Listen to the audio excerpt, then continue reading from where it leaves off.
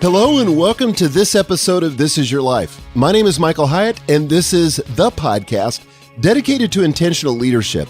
My goal is to help you live with more passion, work with greater focus, and lead with extraordinary influence. In this episode, I'll be talking about how busy leaders can find time for social media. This is the number one question I get when I speak on the topic of platform building. And I'm going to share a way for you to reframe the question. I'm going to share with you some tips, and I think you'll find this very, very helpful. But first, this podcast is brought to you by Platform University, an online membership site for helping you launch your personal platform or take it to the next level. And you can find out more at platformuniversity.com. If you're already a member, be sure and check out the audio recording of the monthly live Q&A call, which I hosted on Sunday evening. We talked about all things publishing. And if you're not a member, please check us out at platformuniversity.com and you can get access to that content and a whole lot more. Well, let's start with our tip of the week. If you're trying to manage your email inbox with an assistant, I've got great news. I've been searching for a solution forever, and I think I found the ultimate solution. You know, I've tried all kinds of things. I've tried just doing it by giving my assistant access to my inbox.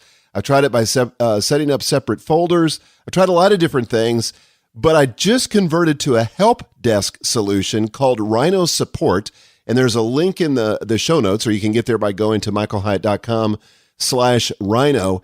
But I've got a private email address that works just like my regular email, and I handle those messages myself, but I have a public address that goes into this new help system. And let me just tell you a couple of benefits that I'm seeing already. First of all, it gives everyone on my team access to these email messages. And the goal there is just to get people help faster than they would otherwise, because I get hundreds of messages every day. It also allows my assistant to assign it to the appropriate team member. And I'm not always the best person to handle it. Somebody else can handle it. And this, by the way, is not the same as email forwarding because it still stays in the help system and the team member gets a notification that there's a ticket awaiting their reply. So it stays right in the inbox. It also allows us to track the message until it's been dealt with, so nothing gets lost in the system. And man, I've been wanting this on my email system for years, but you can attach notes to each message so you can have a conversation back and forth with the appropriate people on how to handle the message before you ever respond to it. And then you can have individual email signatures so the responses back to the people that sent email appear just like email. They're not really any different. It doesn't look like a help system, but it's really, really slick. And that's my tip of the week. So check it out at michaelhyatt.com/rhino. All right, well, let's get into the main content segment. You know, I speak a lot on the topic of platform building, and inevitably, during the Q&A time following my speech, I get asked, how can I find time for social media? I get it. I mean, it's predictable. It's like rain. I mean, it happens every single time. And people say to me, I'm so busy, I can't imagine adding one more thing. And I totally get that. You know, back in 2008, when my friend Randy introduced me to Twitter, I said to him, probably what you said when you first heard about it, that's the dumbest thing I've ever heard of. I don't have time for that. I'm a busy executive. At the time, I was the CEO of Thomas Nelson. I've got a big family with 5 daughters. I don't have time for one more thing. Well, I did find time for it, and it ended up changing everything for me personally and for my business. But most leaders I speak with still don't see the value of social media, or if they do, they don't know how to work it into their workflow. They already feel overwhelmed with their current responsibilities, and they're not looking for one more thing to do any more than I was looking for one more thing to do. Well, in this episode, I want to share with you 4 tips for finding time for social media. Now, these may be helpful to you if you're trying to find time. They may also be helpful to you if you're trying to get your boss to get involved in social media. This is a way for you, I think, to help him or her make time for it. So 4 tips. Let's begin. Tip number 1, reframe the activity. If you see engaging in social media as simply one more thing you've got to add to an already overwhelming list of responsibilities, it's not going to happen. You know, blogging, Twitter, Facebook, doesn't matter. It can't simply be another add-on activity. You and I both know that you don't have time for one more thing. In fact, to be honest, you're probably struggling to keep up with what you have on your plate now. But instead, you've got to see social media as an integral part of your job. And it has to be a tool, and get this, that enables you to accomplish your work, your real work, more effectively, with more leverage, and more efficiently. Well, what is your real work as a leader? And it, probably includes a dozen things, and it'll be a little bit different for everyone.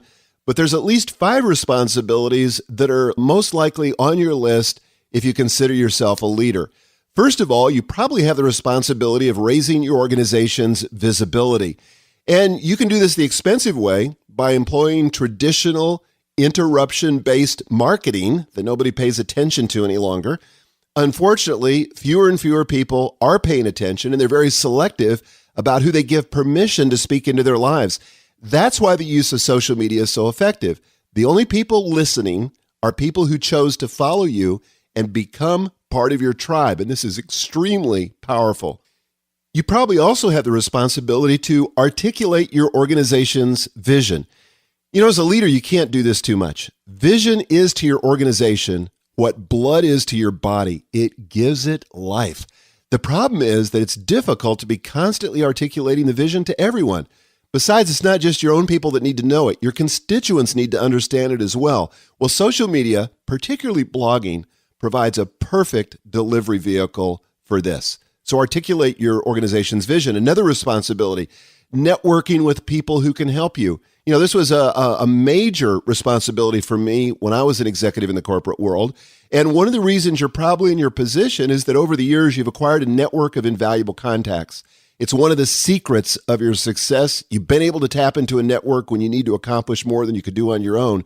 Well, social media takes this to the next level. I have dozens and dozens of people, probably hundreds, that I now know, work with, and count on that I first met via social media. My network is larger and richer than ever. Another responsibility, to be alert to what your constituents are saying, to listen to feedback. And again, you can do this the expensive way by employing traditional market research. I still think there's a place for that, by the way. But there's nothing like understanding firsthand what your customers and constituents are saying. And modern social media tools, and I'll talk about them in a little bit, give you that opportunity for free in real time. And like it or not, there's a conversation happening right now about you, your brand, and your company online. And social media provides an opportunity for you to participate in that conversation, to learn from it, and even influence it. Another responsibility, and I took this very seriously when I started with social media and even before, but is to mentor the next generation of leaders. This is originally why I started blogging. I found that I kept dispensing the same stories, the same advice over and over again. Well, blogging gives me the opportunity to curate my best ideas, archive them, and then share them with those I'm charged with leading. And Twitter is similar. I used to use it to direct my followers to links and other resources I believe they will find helpful. And best of all, these tools have extended my leadership and my circle of influence. Oh my gosh, beyond what I could have ever imagined. When I have people listening and paying attention from around the world and acting on what I suggest or looking at the resources that I offer, that kind of influence to me is precious and it's amazing, but social media makes that possible. So how do you find time for social media in your already busy life? Well, by beginning to see them as tools that help you achieve what you're already given to do as a leader and fulfill your objectives as a leader. And if you grasp the potential and connect it with your vision, making time for social media will be much, much easier. So tip number 1 is simply to reframe the activity and put it in a larger context of accomplishing what you're already tasked to do. Tip number 2, set reasonable goals. You don't have to become a full-time blogger. I never was. In fact, I don't consider myself a full-time blogger now. That's certainly not the only thing I do. In fact, it's only a fraction of the stuff that I do. Platform building is only part of my job. I've got to get other stuff done just like you do. So I set reasonable goals. For example, you don't have to blog every day. I used to think that that was important, and I practiced that for a while, and I was able even to do that with a full-time job and a very full-time family. But honestly, once a week really is fine. Tim Ferriss calls this the minimum effective dosage, and it's really true. You don't need to boil water to 213 degrees because it boils at 212. It doesn't need to get any hotter than that. And when it comes to blogging, once a week is a great place to start. For other reasons, you may want to do more than that later on, but once a week is really fine. And certainly don't increase the frequency till you can be consistent, keyword, consistent with that once a week kind of schedule. And you can knock out a blog post in about an hour or two. And the more you do it, honestly, the more proficient you will get. Then I would suggest that you pick one social media network to get active on. Think of this as the modern equivalent of Kiwanis or Chamber of Commerce membership. It's a place where people get together and network, and it's a place for you to connect with people who can help your business. You can check in on your network, make a few posts in 20 minutes a day or less. I'm going to talk about that in just a minute. I know because that's what I've done, and that's what I do. That's about how much time I spend now.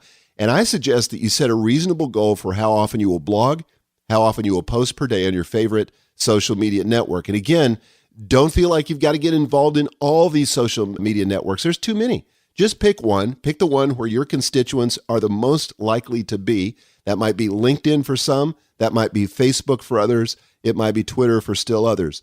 But pick one of them and be consistent, have a consistent presence. Show up. It's like if you're going to join the Kiwanis Club, you need to show up at the meetings. You need to have a regular, predictable presence if you're going to build trust, if you're going to build those deep relationships that turn into leads, that turn into business for your company. Tip number 3, schedule time to do it. I've said it before, I'll say it again. What gets scheduled is what gets done. And this is true for any important activity. It's especially true for social media. For example, block out an hour or two to blog. Again, remember tip 1, reframe the activity. This is mission critical to your success as a leader. It's not an add-on. It's something that you're probably doing now, but you're doing a lot more inefficiently, and this will give you the leverage to do it more efficiently. So block out an hour. Reframe it if you have to. And it has to be one of the ways you raise visibility. It has to be a way you cast vision, a way you network with others, a way you listen to your customers, a way to mentor the next generation. And an hour or two a week, in my opinion, is not too much to ask for those kinds of leadership activities. I would also decide on a specific time daily when you're going to be active on social media. Now, for me, it's right after I get done exercising. I do it while I'm cooling down. I'm too hot. I'm sweating too much to get into the shower quite yet. So I just use this cool down time as a time when I check in on my favorite social media. And for me, that happens to be Twitter and to a lesser extent, Facebook. And I just take about 20 to 30 minutes tops. Now, during this time, I do something very specific.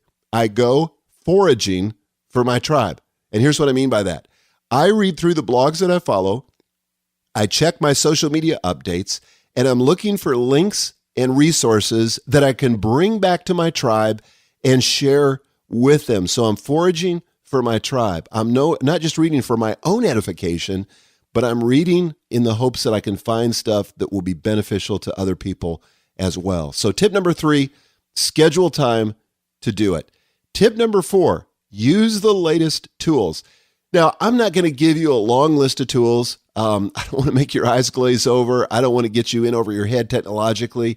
I just want to focus on 3 simple tools that for me make it much easier and much faster to be involved in social media. And these will save you tons of time as you get involved in the world of social media. So 3 tools real quickly. Tool number 1, Feedly. Feedly, F-E-E-D-L-Y.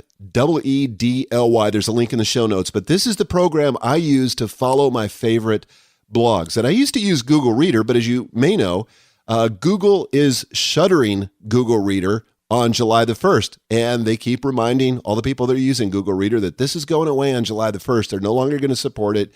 They're going to shut it down, and you can't use it at all after that. So you've got to find another solution. And Feedly is the one that I've chosen. And if you want to search on my blog for Feedly, I even wrote an article on why I did that. I'm sorry I don't have a link in the show notes for that. But it allows you to subscribe to a blog and then have that blog's content pushed to you as a reader, delivered to your doorstep, if you will, whenever the blog posts a new article. So you don't have to bookmark the sites. You don't have to go out and see if, Michael Hyatt has got something new. You'll know it because it'll show up in your feed reader, in your Feedly account. And I think Feedly, by the way, is free. At least I'm using the free version of it. So, this is terrific. Tool number 2, Buffer. This is the program I use to schedule my Twitter and Facebook posts throughout the day. And it's a huge, huge time saver. I don't even know what I did before I had Buffer, but here's how it works. Whenever I find something I want to share with my followers, I create a tweet or a Facebook post. It even works with LinkedIn, by the way. And then I save it to Buffer along with the link. Then, get this, Buffer spreads these posts throughout the day according to a predetermined schedule I've set up. So, for example, I've said that I want to send out my first tweet in the morning, at least the predetermined tweets, at 8:08. And then I want to send another one at 10:10. And then I want to skip lunch, and I want to send one at about 2 o'clock, another one at 4 o'clock, and then I want to go late in the evening. So these are my predetermined slots that Buffer's going to use. And as I add things to Buffer, it's going to start filling those slots one at a time in order and spread it out. And this keeps my followers from being flooded with a bunch of updates from me. And I know people that go out, I can tell they're out reading in the morning, and they're doing a dozen updates all at once. And it's too much. I want to unfollow these people because it's a flood of information. I don't want to hear from them that much. I'd much rather hear from them throughout the day. It also, though, Buffer keeps me from having to post throughout the day. I can concentrate all my activity in the morning in this 20 or 30 minute block after I've exercised and fill up my Buffer and be done with it. Now, I'll check Twitter later on during the day and Facebook occasionally, just like when I take a break. But I'm doing that so that I can respond in real time to people who have questions, people who make comments or whatever. I want to be able to thank them. And I don't respond to everybody. I can't respond to everybody. I have too many mentions on Twitter, too many posts on Facebook. But you can do that initially, but eventually it doesn't scale. But it's important to do for one what you wished you could do for others. I got that tip from Andy Stanley, so I try to respond to some people, even though I can't possibly respond to everyone. So Buffer makes it possible for me to get that content out there in my favorite social media networks on a consistent basis. So that's tool number 2. Tool number 3 is Hootsuite. Now, this is a social media dashboard. And rather than having to go to several different services to keep up with my followers and to interact with them, I do it all right there from the dashboard in Hootsuite, one convenient place. And better yet, I can segregate my followers into different columns or lists. For example, in Hootsuite, I have one column in my Twitter tab with just my family. I have another column with just my friends. I have another column with my coworkers. Another column with people that I consider to be sources, people that I know that are going to be curating content and delivering it on a consistent basis. But I pay different levels of attention to each column. No surprise, but I'm far more interested in what my family has to say than what my friends have to say. And I'm more interested in what my friends have to say than even my coworkers. Sorry, coworkers. And my coworkers more than my sources. So I can focus the appropriate level of attention to the specific column. And it takes more to explain than actually, if you saw it, you'd see how easy it is. You can also use Hootsuite to schedule posts. But again, I prefer doing that in Buffer because I don't have to pay attention to the particular time I want a post to appear. I just load up my Buffer and let Buffer spread them out. And I always get questions when I talk about these two tools. What's the difference between them? Don't they do the same thing? No, they don't do the same thing. And the main difference is that with Buffer, I don't have to pick a time. I've already predetermined that with my schedule. And by the way, I have a different schedule during the week than I have on the weekends, and Buffer allows me to do that. I can create as many unique schedules as I want. But that's Hootsuite. And those 3 tools, I think, will save you a huge amount of time. So again, by following these 4 tips, reframe the activity, set reasonable goals, schedule time to do it, and use the latest tools, you can be active in social media and still have plenty of time for your other activities. I promise you. I hope this has been helpful. I'll be back in a minute with our listener Q&A segment.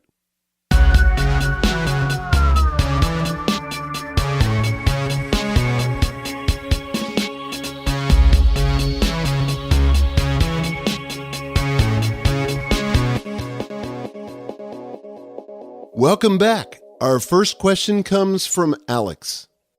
Hi, Michael. My name is Alex Barker, and my new blog, The Leadership Dojo, which just launched this week, is at alexbarker.org. My question is, how can leaders maximize their interaction with their audiences? What I find many leaders doing is they just post their quotes and links on their blog, especially on Twitter. It's almost a habit of mine where I now check the full Twitter profile of that leader just to see if they interact with their audience. Otherwise, what's the point of even following her or him? Because I love seeing what people like you do, and Jeff Goins and Robert D. Smith and how they interact with others. And it kind of makes me feel like a celebrity since I've tweeted you and actually received responses. Thanks, Mike, for what you do. Alex, this is a terrific point. You must, if you're going to engage in social media, you've got to engage. The key word in social media is social. This isn't a broadcast medium. This isn't a method for leaders to spam their followers with messages or to just broadcast them in a sort of unilateral way. But this is an opportunity for dialogue. This is an opportunity to hear from your tribe and respond to it. Now, I don't think it's necessary, and I said this before in the main content segment, I don't think it's necessary to engage with every single person that responds to you. Not every single blog comment, not every single Twitter mention, not every single Facebook post, whatever the medium is. You might be able to do that initially when you have a handful of followers, and I would encourage you actually to do it initially, but eventually it doesn't scale. When you have tens of thousands, I've got over 180,000 followers on Twitter right now. I get hundreds of mentions every day. I mean, that would be all I do every day to engage or to reply to every person that mentions me on Twitter. But again, as I said, Andy Stanley gave me a huge help with this when he said, do for one what you wish you could do for everyone. So I make sure I engage. I respond to some of the blog comments where I think I can add value and where I think I've got a unique perspective. But I have, in my case, a group of community leaders that do a terrific job making sure that people's questions get answered. They ask follow-on questions. They do just a great job of being present and being welcoming on my blog. So I feel like I don't have to do every single blog. But even if I didn't have a group of community leaders, I wouldn't feel the need to respond to every single comment. That's just weird. Think of it as hosting a party at your home.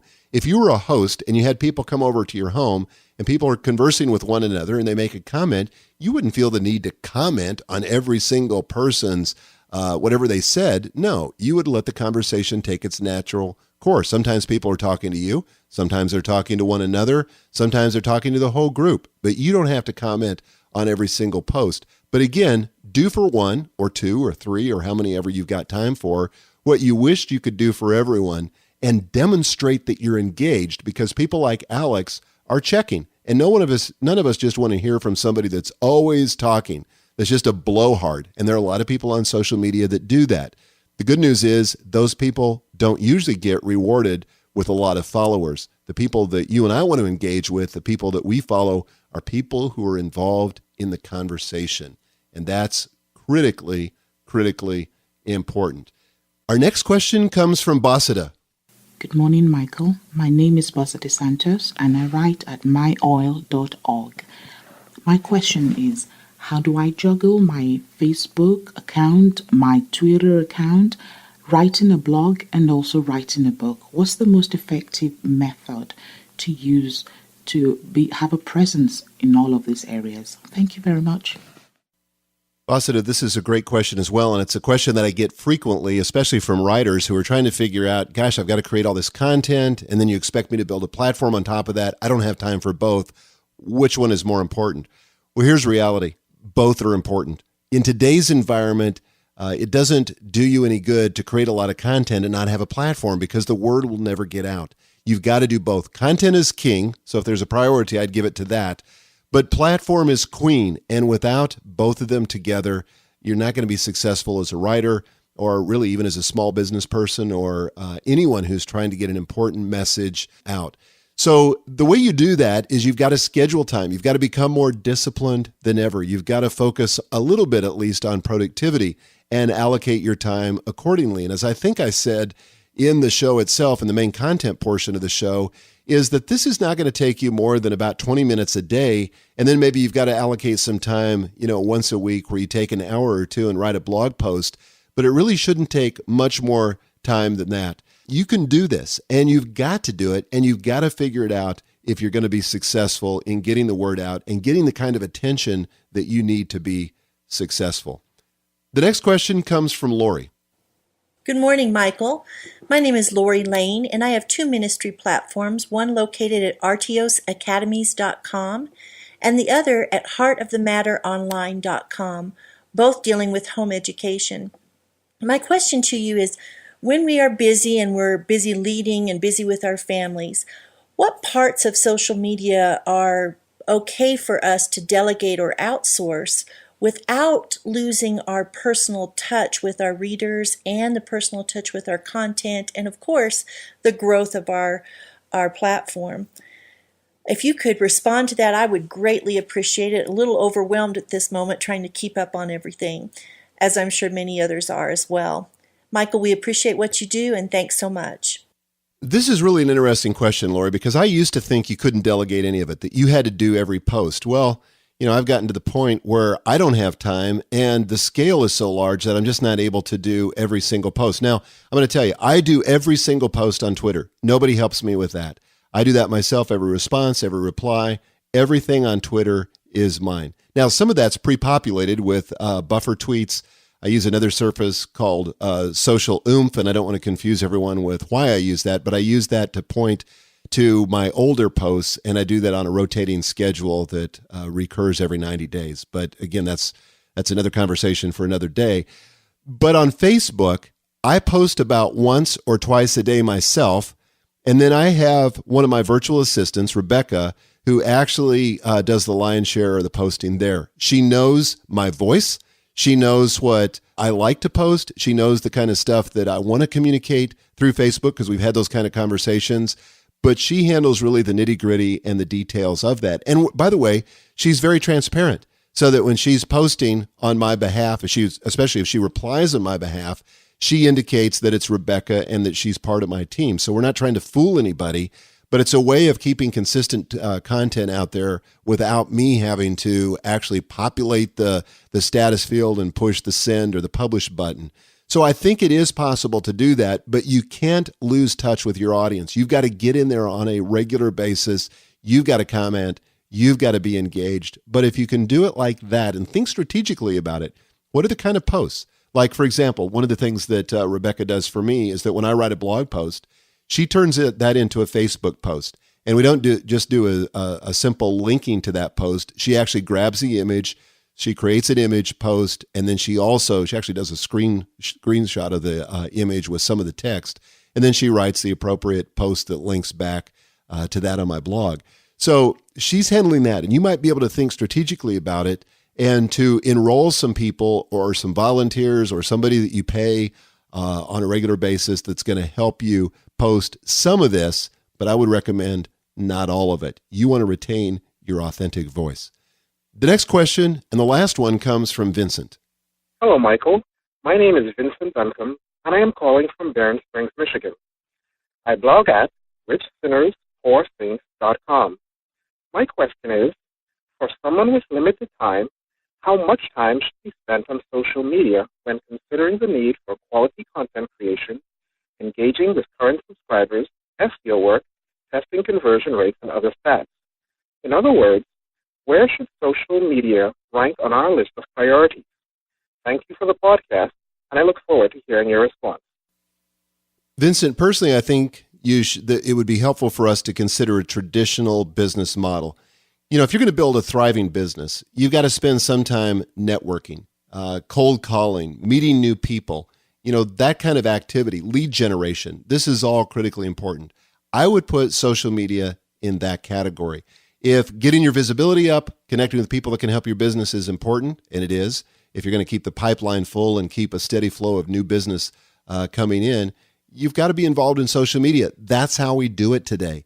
And it's not that those other means of communication or those other means of networking aren't important, but social media is like that on steroids. It's a way to leverage your time that has far broader impact than you're going to have in just simply the traditional kinds of networking activities.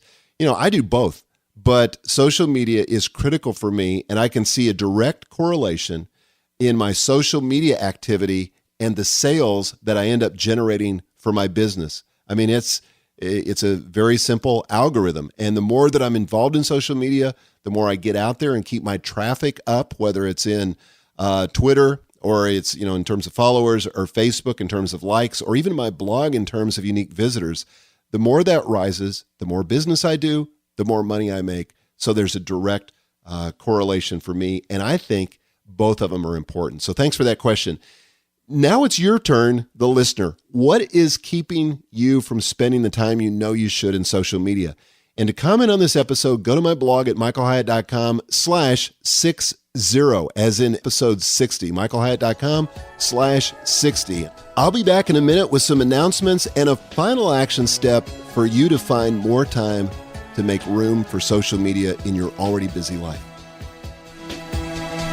Don't close your eyes. Don't close your eyes. Don't close your eyes. Don't close your eyes.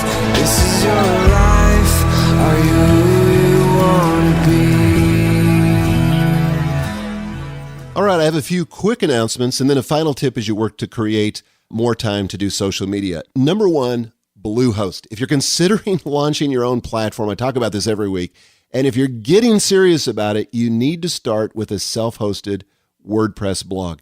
This is not as complicated as it sounds. In fact, I put together a step-by-step screencast on exactly how to do it. You don't need any technical knowledge. Thousands of people have used this to get started.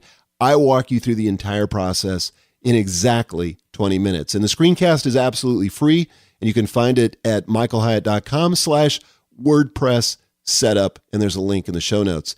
The launch conference for this fall is filling up fast. We've got a special $200 discount code that is available just to my readers and to my podcast listeners, and I'll share that with you in a moment.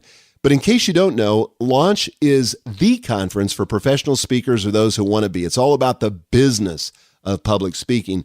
And specifically, we teach you a powerful 4-part framework that enables you to discover your assets, design your products, develop your market, and determine your value. And this is the conference that launched me into my professional speaking career. And we're going